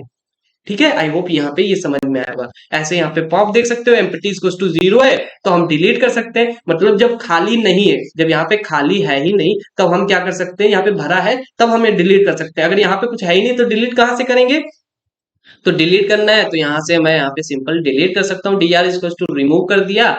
और यहाँ पे सिंपल क्या करेंगे, एस यहाँ पे ये वैल्यू एसपी इक्वल टू 1 घटा देंगे, उसमें ऐड करते थे स्टैक पॉइंटर में, स्टैक पॉइंटर देखो 1 बढ़ जाएगा, यहाँ पे स्टैक पॉइंटर घट जाएगा, यहाँ पे SP equal to 0 empty equal to 1 हो जाएगा, यहाँ पे फुल इक्वल टू 0। यहाँ पे कुछ इस टाइप से काम किया है। ठीक है, अगर आपको थोड़ा ज्यादा प्रॉब्लम आ रही है तो आप जाकर के मेरे डेटा स्ट्रक्चर की प्लेलिस्ट फॉलो कर सकते हैं, वहां से आप अच्छे से सीख पाएंगे कि स्टैक कैसे काम करता है। ठीक है, यहाँ पे इतना ज्यादा टाइम नहीं है कि इसी पे ज्यादा फोकस कर पाऊं, तो यहाँ पे देख सकते हो मेमोरी स्टैक क्या होता है उस पे बात करते हैं। तो memory stack is a dynamic data structure used in a processor process maintains the automatically process state data aiding the program execution. जो हमारा मेमोरी स्टैक होता है, जैसे हमारा रजिस्टर स्टैक होता है वैसे ही काम करता है, बट यहाँ पे हमारे पास कुछ सब रूटीन्स होती हैं, उनको कॉल किया जाता है और उनको पॉप्स देम अपॉन रिटर्निंग। जब वहां पे सब रूटीन काम कर जाती है, वहां पे हम क्या कर सकते हैं, उसको रिटर्न कर देते हैं या उसको डिलीट कर देते हैं। तो यहाँ पे जो सब रूटीन्स होती है उनको हम फंक्शन कह सकते हैं, जो फंक्शंस होते हैं उनको हम सब रूटीन्स कह सकते हैं। ठीक है, यहाँ पे देख सकते हो reflects the execution of the state of process, store subroutines, argument and local variables, information pushed onto the stack as a result of the function called is a frame. जो हमारा फ्रेम होता है उसको हम फंक्शन, जो frame होता है उस फंक्शन को ही कहते हैं। यहाँ पे देख सकते हो address of the current frame is stored into the frame pointer. जो हमारा फंक्शन का फ्रेम होता है वो कहाँ पे, फ्रेम पॉइंटर में स्टोर होगा। ये सभी चीजें अभी समझ में आएंगी। यहाँ पे dynamic structure support any level of nesting with in the memory constraints. तो यहाँ पे एनी लेवल का हम नेस्टिंग बना सकते हैं। ठीक है, तो चलिए हम यहाँ पे आगे बात करते हैं कि कैसे यहाँ पे ये वर्क करता है और इसका डायग्राम समझते हैं ना। यहाँ पे देख सकते हो मेरे पास यहाँ पे मेमोरी स्टैक का अच्छा सा एग्जांपल है, मैं उसकी बात करता हूँ। देखो यहाँ पे सपोज मेरे पास ये देख सकते हो, ये मेरा मेन फंक्शन होता था। जिन्होंने सी पढ़ा होगा उनको अच्छे से समझ में आएगा। ये मेरा मेन फंक्शन है। तो प्रोग्राम कहाँ से रन होगा, मेन फंक्शन से। तो ये जो स्टैक है यहाँ पे देख सकते हो, वेट अ मिनट, यहाँ पे जो ये स्टैक है, ठीक है, ये स्टैक क्या करेगा, यहाँ पे देख सकते हो ये स्टैक है। तो सबसे पहले मेरा फ्रेम जो होगा, मेन फ्रेम फंक्शन है, तो फ्रेम मेन फंक्शन का स्टोर हो जाएगा। उसके बाद क्या होगा, ये किसको कॉल कर रहा है, ए को। ये किसको कॉल कर रहा है, ए को। तो यहाँ पे ए है, तो यहाँ पे देख सकते हो ए फंक्शन आ गया है यहाँ पे। और जैसे यहाँ पे ए आने के बाद में यहाँ पे देख सकते हो ए के बाद में कौन सा है, बी है, तो यहाँ पे बी आ गया। ठीक है, तो यहाँ पे जब बी आ गया उसके बाद कोई चीज नहीं है, तो वहां पे अनएलोकेटेड, वहां पे स्पेस खाली है। तो जैसे ही जब बी खत्म हो जाएगा, बी जब खत्म हो जाएगा तो सबसे पहले कौन प्रिंट होगा, बोलो। अगर मैं बात करूं सबसे पहले कौन खत्म होगा, तो सबसे पहले कौन खत्म होगा, यहाँ पे देख सकते हो सबसे पहले बी खत्म होगा, फिर ए खत्म होगा। जब दोनों ये पूरे काम कर लेंगे, वर्क हो जाएगा इनका, उसके बाद कौन सा एंड होगा, यहाँ पे रिटर्न करेगा मेन फंक्शन। आई होप आपको समझ में आएगा कि जो यहाँ पे स्टैक होता है, जो सबसे ऊपर होता है वो पहले खत्म होगा, फिर लास्ट में ये डिलीट होगा। तो कुछ इस टाइप से यहाँ पे मेमोरी स्टैक यूज करते हैं। जब हम कभी भी रिकर्जन का यूज करते हैं, जब हम कभी भी प्रोग्रामिंग में रिकर्जन का यूज करते हैं, तो वहां पे कौन सा मेथड यूज किया जाता है, मेमोरी स्टैक का। ठीक है, तो यहाँ पे मैंने रजिस्टर स्टैक और मेमोरी स्टैक में कुछ डिफरेंसेस हैं लिख दिए हैं। Generally with in the CPU, ये रजिस्टर स्टैक सीपीयू में होता है, क्योंकि रजिस्टर सीपीयू में होता है इसीलिए रजिस्टर स्टैक होता है। ये रैम में होता है क्योंकि ये मेमोरी स्टैक है। यहाँ पे मोमेंटरी स्पेस इंटरनल प्रोसेसेस, जो इंटरनल प्रोसेसेस होते हैं उसके लिए करते हैं। यहाँ पे सीरियली प्रोसेसेस, यहाँ पे जो भी प्रोसेसर्स होती है, प्रोसेसर के सीरियल के लिए यहाँ पे यूज की जाती है। Provide faster access of the data, यहाँ पे जो सीपीयू की जो मेमोरी होती है वो बहुत फास्ट होती है, इसलिए फास्ट एक्सेस करती है। यहाँ temporarily store into the register, यहाँ पे डेटा जो है टेम्परली स्टोर किया जाता है रजिस्टर में। यहाँ लिमिटेड होता है साइज में, यहाँ पे लार्ज होता है साइज में। तो यहाँ पे कुछ मैंने डिफरेंसेस लिख दिए हैं, आपको यहाँ पे अपनी टाइप से भी लिख सकते हैं। ठीक है, तो यहाँ पे ये मेरा memory stack and register, sorry memory stack और रजिस्टर स्टैक, यहाँ पे आई होप आपको समझ में आया होगा। तो ये मेरा एंड होता है टॉपिक यहाँ पे। अब जो सबसे इंपॉर्टेंट मोस्ट डिमांडिंग टॉपिक है उसका बात करते हैं, जिसका नाम है एड्रेसिंग मोड। एड्रेसिंग मोड क्या होता है वो हम बात करते हैं। ठीक है, यहाँ पे देख सकते हैं मेरे पास एड्रेसिंग मोड है। तो यहाँ पे एड्रेसिंग मोड में क्या करते हैं, a technique use in computer architecture to specify how operand are chosen for the instructions. यहाँ पे कौन सी टेक्निक यूज की जाती है कंप्यूटर आर्किटेक्चर्स को, उसको यहाँ पे हम बताते हैं। ठीक है, मैं यहाँ पे थोड़ा जल्दी जल्दी कर रहा हूँ क्योंकि यार ये एक ही वीडियो में थोड़ा टाइम है, इसीलिए मैं जल्दी जल्दी बना रहा हूँ, लेकिन तब भी आपको समझ में आएगा। ठीक है, यहाँ पे determining how the processor reference the memory fetch और स्टोर डेटा, कैसे डेटा को फेच करना है, कैसे स्टोर करना है, वो किस पे डिपेंड करता है, वो हमारा एड्रेसिंग मोड पे डिपेंड करता है। जैसे मेरे पास सपोज मैंने इंस्ट्रक्शन बताई थी, कुछ इस टाइप से बनती है। कितनी बिट की होती है, 16 बिट का इंस्ट्रक्शन रजिस्टर होता है, जिसमें पहली बिट होती है वो मोड होता है, और दूसरा बिट जो होता है वो ऑपरेंड होता है। ठीक है, ये किससे, यहाँ 1 से लेकर के यहाँ पे 12 तक होगा। और यहाँ पे जो अपकोड होता है, अपकोड कितने बिट का होगा, यहाँ पे 3 बिट्स का होता है। ठीक है, तो यहाँ पे 0 से 16 नहीं, 0 से 15 होगा, तभी तो 16 हो पाएगा ना। कुछ इस टाइप से यहाँ पे काम करते हैं। तो ये कितने बिट्स का होगा, ये 11 बिट का होगा। और ये कितने बिट का होगा, ये 3 बिट का होगा। और ये कितने बिट का होगा, ये 1 बिट का होगा। आई होप आपको समझ में आएगा। तो ये जो ऑपरेंड है, ये ऑपरेंड है, ये ऑपरेंड कहाँ से डेटा लाना है वो कौन डिसाइड करता है, मोड डिसाइड करना है। हो सकता है वो डेटा कहाँ पे पड़ा हो, मेमोरी में पड़ा हो सकता है वो रजिस्टर में पड़ा हो सकता है आपने वेरिएबल, जो ऑपरेंड होता है उसको वेरिएबल बोलते हैं, तो ये वेरिएबल में डेटा पड़ा होगा तो इसको डायरेक्ट एड्रेसिंग बोलते हैं, ठीक है। लेकिन कोई वैल्यू ही दे दिया 875, ये क्या है, कोई वेरिएबल नहीं है, इट्स कांस्टेंट। तो कांस्टेंट को हम बोलते हैं इमीडिएट, क्या बोलते हैं, इमीडिएट एड्रेसिंग। तो यहाँ पे आगे पढ़ने वाले हैं। देखो सबसे पहला मेरा एड्रेसिंग है, यहाँ पे देख सकते हो immediate addressing mode. I hope आपको एड्रेसिंग मोड का यूज क्यों करते हैं वो समझ में आया होगा, ठीक है। तो इमीडिएट में देखते हो operand is specified explicit in the instruction. जो हमारा ऑपरेंड होता है वो एक्सप्लिसिटी इंस्ट्रक्शन में होता है। यहां पे देख सकते हो मूव ए एक्स, और यहाँ पे जो हमारे इमीडिएट होते हैं उसके आगे 5 लगाना, हैज लगाना पड़ता है। यहाँ पे पता चलता है जो ये 5 है वो कैसा है, इमीडिएट। देखो ये इमीडिएट यहाँ पे स्टोर हो जाएगा, इसको कहीं नहीं जाना है डेटा को एक्सेस करने के लिए। क्या ये इसको मेमोरी में जाना पड़ेगा, नहीं, क्योंकि यहाँ पे डायरेक्ट दे रहा है, तो इसीलिए ये इमीडिएट एड्रेसिंग मोड होता है, ठीक है। ऐसे यहाँ पे देख सकते हो रजिस्टर एड्रेसिंग मोड। यहाँ पे रजिस्टर एड्रेसिंग मोड में क्या होता है, operand is the content of the register. जो हमारा रजिस्टर एड्रेसिंग मोड होता है उसमें कंटेंट होता है वो रजिस्टर में होता है। जैसे मैंने यहाँ पे क्या कहा कि add B X and C X, इसका मतलब क्या है, जो बी एक्स है उसमें तुम्हें क्या करना है, बी एक्स प्लस सी एक्स को ऐड कर दो, ठीक है। कुछ इस टाइप से हमने यहाँ पे कहा। तो इसका मतलब क्या है कि यहाँ पे देख सकते हो कि यहाँ पे बी एक्स, जो बी एक्स है वो कहाँ पे होगा, इसका ये एक रजिस्टर होगा कि नहीं होगा, ये रजिस्टर में स्टोर होगा। तो bx क्या है, एक रजिस्टर है, तो रजिस्टर में डेटा स्टोर होगा, इसीलिए हम इसको क्या बोलते हैं, रजिस्टर एड्रेसिंग मोड। क्या बोलेंगे, register addressing mode. I hope आपको यहाँ पे समझ में आया होगा कि रजिस्टर एड्रेसिंग मोड क्यों बोल रहे हैं, क्योंकि ये डेटा जो है bx का डेटा कहाँ पे स्टोर होगा। सपोज ये मेरा रजिस्टर है, ये bx, तो bx में स्टोर होगा ना, 5 6 7 8 कोई भी एक वैल्यू हो सकती है, वो bx में स्टोर होगी, इसीलिए हम इसको क्या बोलेंगे, रजिस्टर एड्रेसिंग मोड। ओके, यहीं पे देख सकते हो डायरेक्ट एड्रेसिंग मोड बहुत इंपॉर्टेंट है, उसकी बात करते हैं। देखो operand is the content of the memory location. जो अभी देखो मैंने पढ़ा इमीडिएट, जिसमें कांस्टेंट डालेंगे। दूसरा पढ़ा रजिस्टर एड्रेसिंग मोड, जहां पे डेटा रजिस्टर में स्टोर होगा। तीसरा होता है डायरेक्ट। डायरेक्ट को हम बोलते हैं कि जो डेटा है, यहाँ पे डायरेक्ट को हम क्या बोलेंगे, डायरेक्ट डेटा अवेलेबल इन, यहाँ पे ध्यान से देखना, अवेलेबल इन मेमोरी। कहां पे मिलेगा, मेमोरी में मिलेगा। तो देख सकते हो जैसे ये मेरे पास मेमोरी है, यहाँ पे 0 1 2 3 4, यहाँ पे 2 पे मेरे पास 5 पड़ा है, ठीक है। और यहाँ पे देख सकते हो m ऑफ 2, अगर इसने कहा तो ये क्या है, ये डायरेक्ट जाएगा यहाँ पे और यहाँ से ये डेटा को उठा लेगा, कुछ इस टाइप से। तो देख सकते हो यहाँ पे मैंने किया मूव करना है। मूव का मतलब है जो AX रजिस्टर है उसमें मुझे क्या डाल देना है, यहाँ पे देख सकते हो मेमोरी ऑफ 1000, मतलब जो 1000 एड्रेस पे जो डेटा है वो डाल देना है।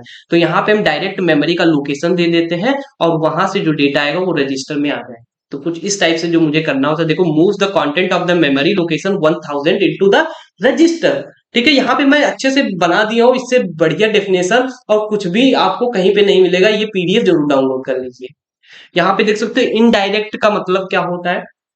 देखो यहाँ पे मैंने क्या किया, देखो m इक्वल्स टू 2 लिख दिया, तो 2 का मतलब क्या है, ये वैल्यू डायरेक्ट मिल रही, इमीडिएट मिल रही है। लेकिन अगर इनडायरेक्ट होता है तो इसका मतलब क्या होता है, m इक्वल्स टू मैंने यहाँ पे डाल दिया सपोज AX का मतलब क्या है, ये क्या है, मेरा रजिस्टर है। तो ये रजिस्टर है, तो सबसे पहले AX रजिस्टर के पास जाएगा, यहां से सपोज 5 मिला, फिर यहाँ पे आएगा तो m ऑफ 5 की वैल्यू लेनी पड़ेगी ना। तो देखो ये पहले यहाँ पे गया फिर यहाँ पे गया, तो इनडायरेक्ट काम हो रहा है, तो यहाँ पे इसको हम इनडायरेक्ट एड्रेसिंग मोड बोल सकते हैं, ठीक है। देख सकते हो AX इक्वल टू क्या हुआ, BX के पहले पास गया, वहां से जो वैल्यू मिलेगी तो फिर उसके बाद यहाँ पे मेमोरी के पास जाएगा, ठीक है।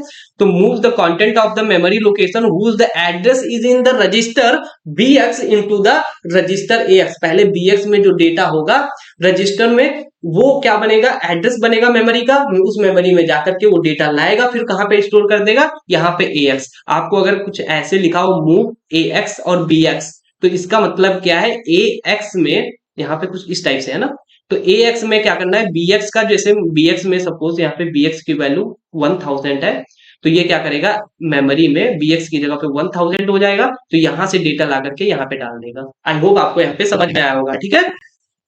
यहाँ पे इनडायरेक्ट हो गया। यहीं पे देख सकते हो इंडेक्स्ड एड्रेसिंग मोड क्या होता है। इंडेक्स एड्रेसिंग मोड कुछ नहीं होता है, यहाँ पे सिंपल क्या करते हैं, देखो यहाँ पे मेरे पास ये एरे है, 0 है, 1 है, 2 है, 3 है, 4 है, 5 है, ठीक है। यहाँ पे कुछ भी डेटा हमारा पड़ा हो सकता है, ABCDEF, कुछ भी हो सकता है डेटा, ठीक है। तो यहाँ पे आपको क्या करना पड़ता है, आपको यहाँ पे देना पड़ता है बेस एड्रेस। क्या देना पड़ता है, जो बेस एड्रेस देना पड़ता है। तो बेस एड्रेस यहाँ पे क्या है, SI। तो SI कहाँ पे होगा, यहाँ पे होगा, ठीक है। तो आपको कौन सा डेटा चाहिए, जैसे यहाँ पे ये धीरे धीरे यहाँ पे 5 है, dot dot dot dot dot, ये यहाँ पे क्या है, यहाँ पे ये 99 है, और यहाँ पे ये 100 है, ठीक है। यहाँ पे भी मान लिया 5 पड़ा है, यहाँ पे 6 पड़ा है, ठीक है। तो यहाँ पे देख सकते हो ये बेस एड्रेस है, यहाँ पे मूव करना है, मूव करना है AX में। AX में मुझे डालना है जो मेमोरी है उसका SI ऑफ 100 डालना है, तो यहाँ पे आ जाएगा, ठीक है। और इसके बाद में मुझे 100 प्लस ऐड कर देना है, ये इंडेक्स ऐड कर दिया, तो स्टार्टिंग इंडेक्स दे देता है एरे की, और ये लास्ट में चला जाएगा, तो 100 पे ऐड करना है। तो 100 कहाँ पे है, देख सकते हो यहाँ पे ये 100 है, तो 100 ऐड किया, तो यहाँ पे देख सकते हो आ गया। तो ये क्या करेगा, 5 जो है यहाँ पे इसका AX में क्या आ जाएगा, AX में सिंपल आ जाएगा 5। आई होप आपको समझ में आया होगा। तो यहाँ पे ये एरे की इंडेक्सिंग लेता है, यहाँ पे कितना, कौन सी इंडेक्सिंग का डेटा लेना है उस एरे में, तो पहले स्टार्टिंग देनी पड़ेगी, उसके बाद में उसको ऐड कर लेगा, वहां से डेटा ले लेगा, कुछ इस टाइप से काम करते हैं, ठीक है। यहीं पे देख सकते हो जैसा इंडेक्स होता है और वैसे ही हमारा यहाँ पे क्या होता है, रिलेटिव एड्रेसिंग मोड होता है। यहाँ पे मैंने डेफिनेशन लिख दी थी, पढ़ सकते हो, ठीक है। यहाँ पे operand is at location whose address is given by the sum of the address in the register and content offset. ध्यान रखना, यहाँ पे sum of address in register और कांस्टेंट ऑफसेट, मतलब जो एड्रेस रजिस्टर में होगा और जो कांस्टेंट देंगे, देखो जैसे यहाँ पे जंप+3, जंप+3 क्या है, जैसे मेरे पास यहाँ पे एक फंक्शन है, ठीक है, यहाँ पे मेरे पास फंक्शन है, यहाँ पे मैंने क्या किया, 1 2 3 4 5 6 7, ये 10 लाइन का फंक्शन था, ठीक है। तो ये क्या है, इंस्ट्रक्शंस है, तो ये पहली इंस्ट्रक्शन, दूसरी, तीसरी, चौथी, पांचवी, छठवीं, सातवीं, ठीक है। तो यहाँ पे देख सकते हो और मेरा करंट कहाँ पे था, यहाँ पे देख सकते हो, यहाँ पे मेरा करंट, मतलब मेरा यहाँ पे एग्जीक्यूट कर रहा था CPU इंस्ट्रक्शंस को, ठीक है, मेरा CPU यहाँ पे था, ठीक है। तो यहाँ पे देख सकते हो एक्यूमुलेटर की वैल्यू, अगर यहाँ पे एक्यूमुलेटर है, ठीक है, एक्यूमुलेटर की वैल्यू अगर 2 होती है, तो ये जंप कितना कर जाएगा, जंप+3, मतलब जंप यहाँ पे था ना 3 पे, तो जंप कहाँ पे हो जाएगा, 6 पे आ जाएगा। कुछ समझ में आया, तो मतलब ये 3 लाइन जंप कर गया। तो ये जंप करना होता है जब यहाँ पे कंडीशन फॉलो करेगी। इफ अगर एक्यूमुलेटर नॉट इक्वल टू 2, अगर एक्यूमुलेटर बराबर नहीं है 2 के, मान लिया 3 है या 1 है, तो हम क्या करेंगे, यहाँ पे 5 कर देंगे, 0 1 1 2 3 4 5, यहाँ पे 8 वाली लाइन पे यहाँ पे एग्जीक्यूट करेगा, ठीक है। कुछ इस टाइप से यहाँ पे काम करता है। आई होप आपको यहाँ पे समझ में आया होगा कि ये कैसे काम करता है। तो ये एक्यूमुलेटर का रजिस्टर होता है, उसका ऑफसेट ऐड कर लेता है, ठीक है। यहाँ पे देख सकते हो ऑफसेट, ऑफसेट यहाँ पे क्या है, 3 है, और रजिस्टर का है एक्यूमुलेटर, ठीक है। यहाँ पे देख सकते हो this is a card conditional jump, इसको कंडीशनल जंप कह सकते हैं। यहाँ पे स्टैक एड्रेसिंग मोड क्या होता है, देखो स्टैक एड्रेसिंग मोड जो है बहुत ज्यादा इंपॉर्टेंट है। स्टैक एड्रेसिंग मोड क्या होता है, देख सकते हो यहाँ पे मेरे पास सपोज, यहाँ पे देख सकते हो मेरे पास यहाँ पे एक स्टैक है, ठीक है। यहाँ पे सपोज मैंने कहा कि पुश, यहाँ पे मैंने क्या कहा, पुश AX, और सपोज AX में कितना था, 5, कितना था 5, तो यहाँ पे 5 आ जाएगा कि नहीं आ जाएगा, ठीक है। फिर से मैंने कहा कि पुश BX, तो यहाँ पे BX की वैल्यू कितनी है, 6, ठीक है। फिर मैंने कहा कि पुश, फिर मैंने कहा पुश, पुश मैंने कहा कि कितना करना है, पुश करना है, मैंने कहा कि फिर से AX को, तो यहाँ पे 5 फिर से आ गया। अब मैंने कहा पॉप, सॉरी यहाँ पे मैंने कहा कि ऐड, जैसे मैंने ऐड कहा, तो ऐड करने पे क्या होगा, ये 5 को पॉप करेगा, प्लस 6 को हटा देगा और दोनों को ऐड करके ये फिर से यहाँ पे डाल देगा, तो यहाँ पे कितना हो जाएगा 11। ठीक है, कुछ इस टाइप से यहाँ पे काम करता है। आई होप आपको यहाँ पे समझ में आया होगा कि ये कैसे ऐड करता है। फिर से यहाँ पे अगर फिर से ऐड लिखोगे तो ये क्या करेगा, 11 को हटा देगा, यहाँ पे हटा देगा 11 प्लस कितना हुआ 5, कितना हुआ 16, और 16 कहाँ पे स्टोर हो जाएगा, यहाँ पे। ठीक है, तो ये मेरा यहाँ पे कुछ इस टाइप से यहाँ पे ऐड करता है। तो देख सकते हो यहाँ पे जो ये स्टैक होता है उसको हम कौन सा बोलते हैं, जीरो एड्रेस इंस्ट्रक्शन। इसको क्या बोलते हैं, zero address instruction, zero address instruction. ठीक है, तो यहाँ पे देख सकते हो जो स्टैक होता है, सॉरी, यहाँ पे जो स्टैक होता है उसको हम क्या बोलेंगे, जीरो बोलेंगे, जीरो एड्रेस इंस्ट्रक्शन। वहीं पे जो एक्यूमुलेटर होता है उसको कैसा बोलेंगे, वन एड्रेस रजिस्टर इंस्ट्रक्शन। यहीं पे देख सकते हो जो हमारा जनरल पर्पज होता था उसको हम क्या बोल देंगे, 2 और 3। तो यहाँ पे कुछ इस टाइप से होता है। यहाँ पे आपको समझ में आया होगा कि ये कैसे स्टैक जीरो होता है, एक्यूमुलेटर 1 क्यों होता है, और यहाँ पे जो जनरल पर्पज होते हैं वो 2 3 क्यों होते हैं। ठीक है, तो यहाँ पे कुछ मैंने बता दिया कि यहाँ पे I hope, wait a minute, यहाँ पे स्टैक समझ में आएगा कि पुश AX कर रहे हैं तो क्या करेगा, यहाँ पे जो स्टैक होगा वहां पे AX की वैल्यू पुश हो जाएगी। ठीक है, यहाँ पे डिस्प्लेसमेंट एड्रेस रजिस्टर क्या होता है, यहाँ पे देख सकते हो, effective address operand is calculated as the sum of the content of the register. जैसे सपोज मेरा यहाँ पे क्या है कि मेरी BX की वैल्यू है 100, कितनी है 100, और मुझे यहाँ पे लिखा है कि मुझे क्या करना है, ऐड करना है, क्या करना है, ऐड करना है AX equal to BX plus 10, और यहाँ पे ये, तो मेरा मेमोरी का एड्रेस यहाँ पे देख सकते हो, ये मेरे पास मेमोरी है, वेट अ मिनट, यहाँ पे ये मेरे पास मेमोरी है। ठीक है, ये 100 था, ठीक है, ये 105 है, ये 110 है, ये 120 है। तो कुछ इस टाइप से मेमोरीज हो सकती हैं। ठीक है, यहाँ पे मेरे पास यहाँ पे क्या है, 110 पे क्या है, 5 स्टोर है, यहाँ पे 4, यहाँ पे 3, यहाँ पे 1। ठीक है, तो अब इसने कहा और AX की वैल्यू सपोज यहाँ पे मान लो AX की वैल्यू कितनी है, 6 है, तो यहाँ पे AX की वैल्यू कितनी आ जाएगी, 6 आ जाएगी। यहाँ पे BX कहाँ पे आएगा, BX आएगा, BX की वैल्यू कितनी है देख सकते हो 100, तो 100 पे, और यहाँ पे 10 ऐड हो जाएगा, 110 पे कितना आ जाएगा 5, तो ये कितना हो जाएगा 6 प्लस 5 कितना हो जाएगा 11, और 11 कहाँ पे स्टोर हो जाएगा AX में। ठीक है, तो कुछ इस टाइप से अगर इसको मैं सही से लिखूं तो कैसे लिख सकते हैं, AX equal to AX plus memory of BX plus 10। ठीक है, तो कुछ इस टाइप से यहाँ पे काम करेगा डिस्प्लेसमेंट। वहीं पे देख सकते हो यहाँ पे मैंने लिख दिया BX is the base register and 10 is the displacement value. ठीक है, यहाँ पे आप सब पढ़ भी सकते हैं, मैंने नोट भेज देनी है। यहाँ पे implement address mode operand are specify implicitly in the definition as the instruction. जो हमारा zero address instruction like stack होता है उसको हम क्या बोल सकते हैं, इम्प्लाइड एड्रेसिंग रजिस्टर्स बोल सकते हैं। ठीक है, तो यहाँ पे जो भी हमारे एक CLR ऑपरेशन होता है और जो भी हमारा सिग्नल टाइप से होते हैं, ये सभी जो ऑपरेशंस होते हैं, क्लॉक का होता है CL के, तो ये सभी जो ऑपरेशन सिंगल बिट या जीरो एड्रेसिंग होते हैं वो यहाँ पे आप अच्छे से पढ़ भी सकते हैं बाहर से, लेकिन मैंने यहाँ पे जितनी भी चीजें थी वो मैंने बता दी कि इम्प्लाइड क्या होता है, जीरो एड्रेसिंग इंस्ट्रक्शन जो होती है जो स्टैक में ऑर्गेनाइज की जाती है उसको हम क्या बोल सकते हैं, इम्प्लाइड बोल सकते हैं। ठीक है, तो यहाँ पे आई होप आपको ये जितने भी एड्रेसिंग मोड्स थे वो समझ में आए होंगे। तो ये था मेरा कुछ मेमोरी स्टैक, रजिस्टर स्टैक और addressing mode, general purpose register based organization. तो ये सभी जितनी भी चीजें थी मैंने अच्छे से बात कर ली है। अगर आपको कोई भी प्रॉब्लम आती है तो आप कमेंट करके जरूर पूछें। और अगर ये वीडियो सच में अच्छा और हेल्पफुल है आपके एग्जाम के लिए तो आप कमेंट ज्यादा से ज्यादा करें, जिससे आपको यहाँ पे मुझे पता चल पाए यार हाँ तुम्हें सच में अच्छा लग रहा है वीडियो। ठीक है, तो मिलते हैं फिर से आपके साथ में एक नए वीडियो के साथ, and till then keep happy, keep smile and stay productive.